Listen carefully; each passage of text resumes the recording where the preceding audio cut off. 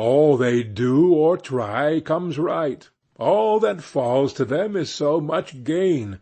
All their geese are swans, all their cards are trumps.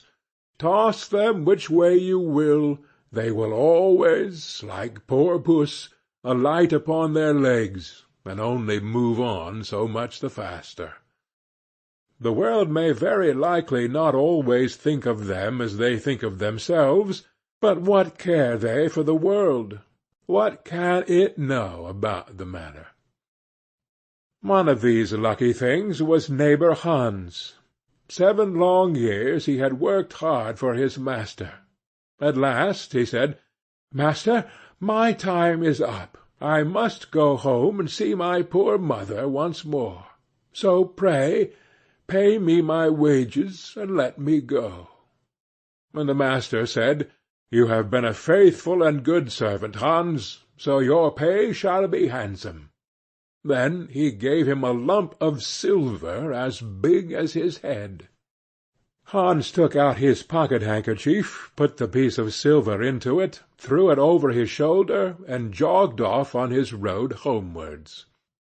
As he went lazily on, dragging one foot after another, a man came in sight, trotting gaily along on a capital horse. "Ah!" said Hans aloud, "what a fine thing it is to ride on horseback! There he sits as easy and happy as if he was at home, in the chair by his fireside. He trips against no stones, saves shoe-leather, and gets on he hardly knows how." Hans did not speak so softly, but the horseman heard it all, and said, "Well, friend, why do you go on foot, then?" "Ah," said he, "I have this load to carry. To be sure it is silver, but it is so heavy that I can't hold up my head, and you must know it hurts my shoulder sadly." "Well, what do you say of making an exchange?" said the horseman. "I will give you my horse, and you shall give me the silver, which will save you a great deal of trouble in carrying such a heavy load about with you." "With all my heart," said Hans, "but as you are so kind to me, I must tell you one thing. You will have a weary task to draw that silver about with you."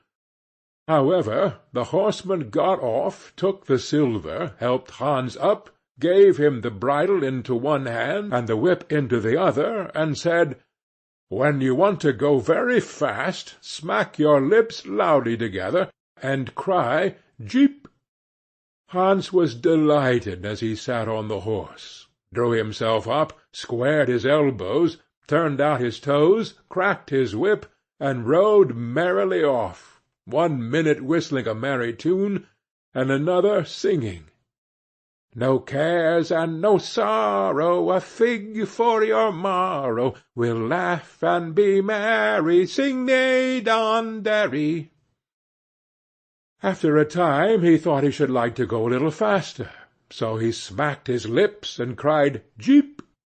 Away went the horse full gallop, and before Hans knew what he was about, he was thrown off, and lay on his back by the roadside. His horse would have run off if a shepherd, who was coming by driving a cow, had not stopped it. Hans soon came to himself, and got up on his legs again, sadly vexed, and said to the shepherd, "This riding is no joke. When a man has the luck to get upon a beast like this, that stumbles and flings him off as if he would break his neck. However, I'm off now, once for all. I like your cow now a great deal better than this smart beast that played me this trick, and has spoiled my best coat, you see, in this puddle, which, by the by, smells not very like a nosegay. One can walk along at one's leisure behind that cow, keep good company, and have milk, butter, cheese, every day into the bargain.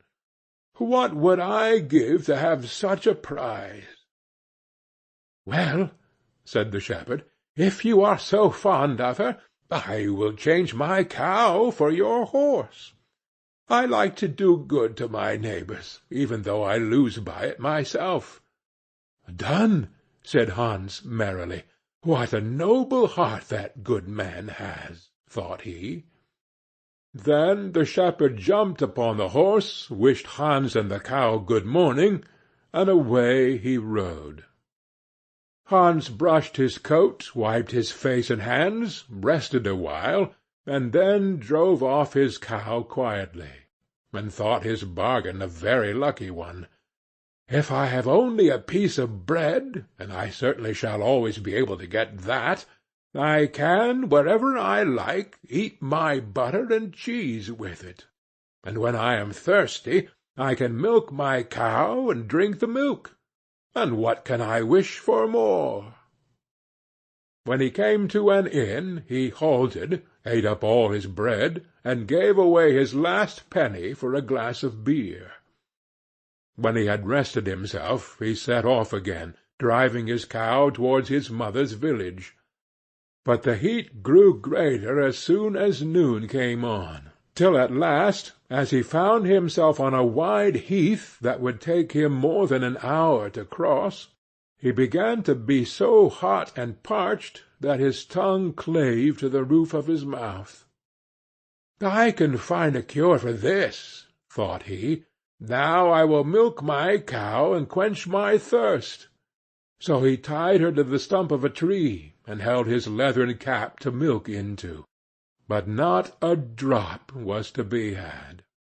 Who would have thought that this cow, which was to bring him milk and butter and cheese, was all that time utterly dry?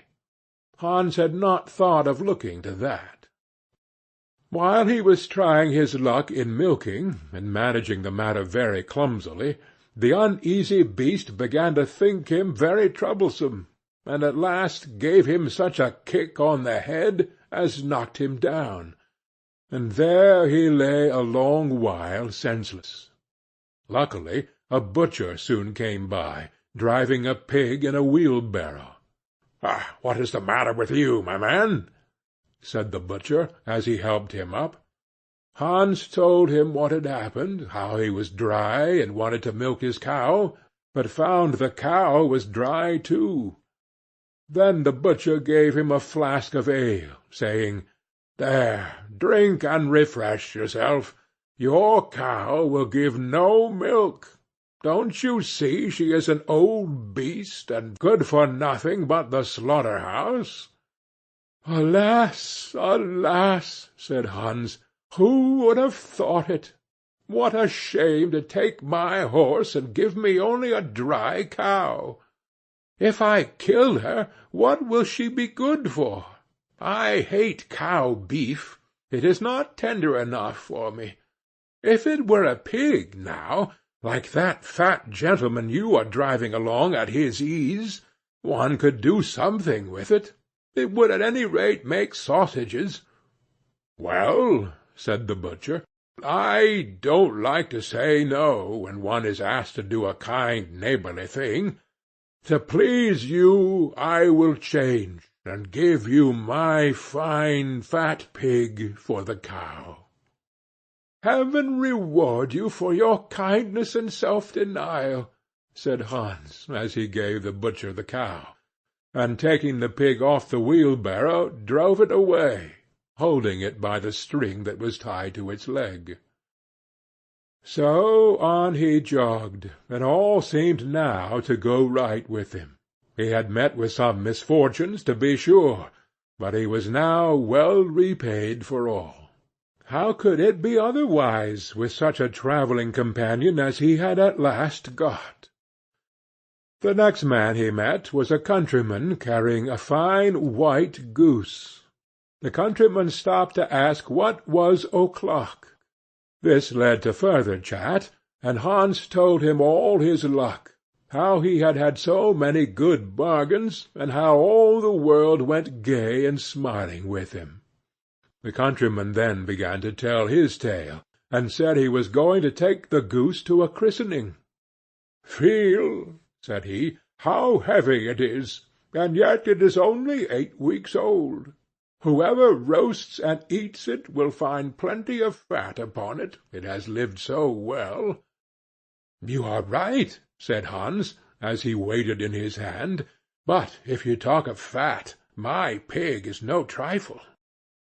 Meantime the countryman began to look grave, and shook his head. "Hark ye," said he, "my brother friend, you seem a good sort of fellow, so I can't help doing you a kind turn. Your pig may get you into a scrape. In the village I just came from, the squire has had a pig stolen out of his sty. I was dreadfully afraid when I saw you that you had got the squire's pig. If you have, and they catch you, it will be a bad job for you. The least they will do will be to throw you into the horse-pond. Can you swim?" Poor Hans was sadly frightened. "Good man," cried he, "pray get me out of this scrape. I know nothing of where the pig was either bred or born, but he may have been the squire's for aught I can tell. You know this country better than I do. Take my pig, and give me the goose." "I ought to have something into the bargain," said the countryman. "Give a fat goose for a pig, indeed! 'Tis not every one would do so much for you as that. However, I will not be hard upon you, as you are in trouble." Then he took the string in his hand, and drove off the pig by a side path, while Hans went on the way homewards free from care. "After all," thought he, "that chap is pretty well taken in. I don't care whose pig it is, but wherever it came from, it has been a very good friend to me. I have much the best of the bargain. First there will be a capital roast.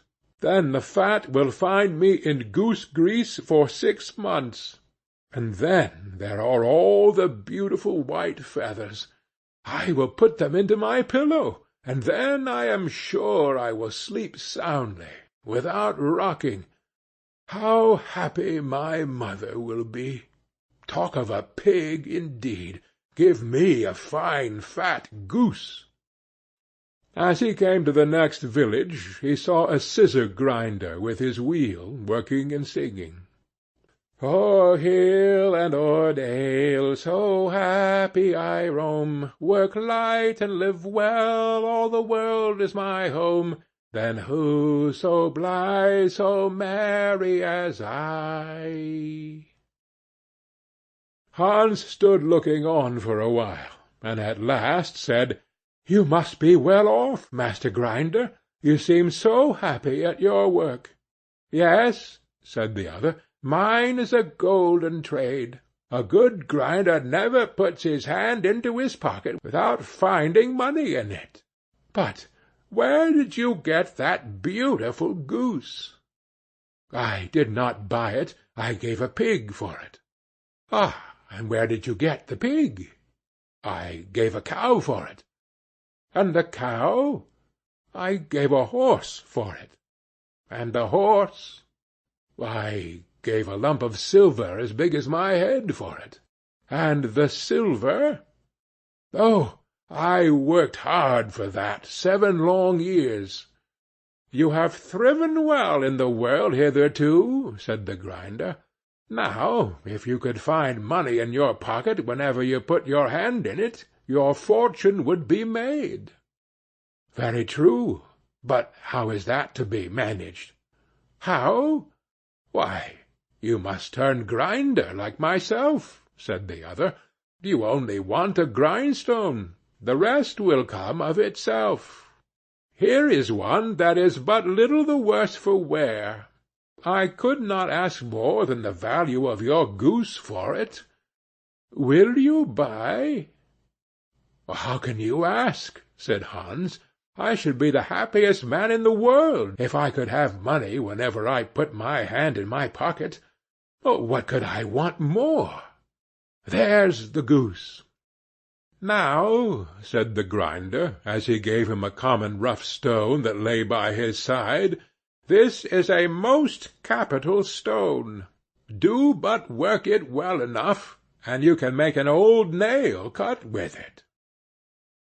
Hans took the stone and went his way with a light heart. His eyes sparkled for joy, and he said to himself, "Surely I must have been born in a lucky hour. Everything I could want or wish for comes of itself. People are so kind. They seem really to think I do them a favour in letting them make me rich, and giving me good bargains."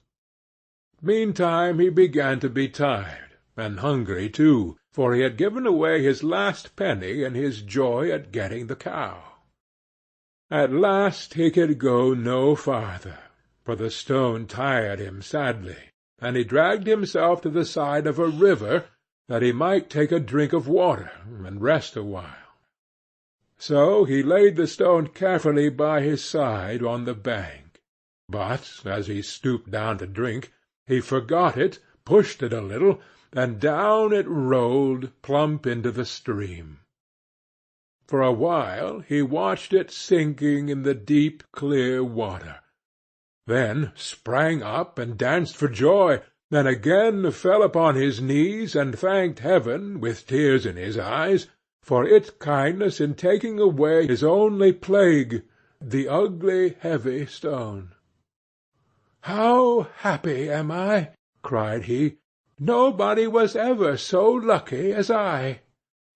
Then up he got with a light heart, free from all his troubles, and walked on till he reached his mother's house, and told her how very easy the road to good luck was.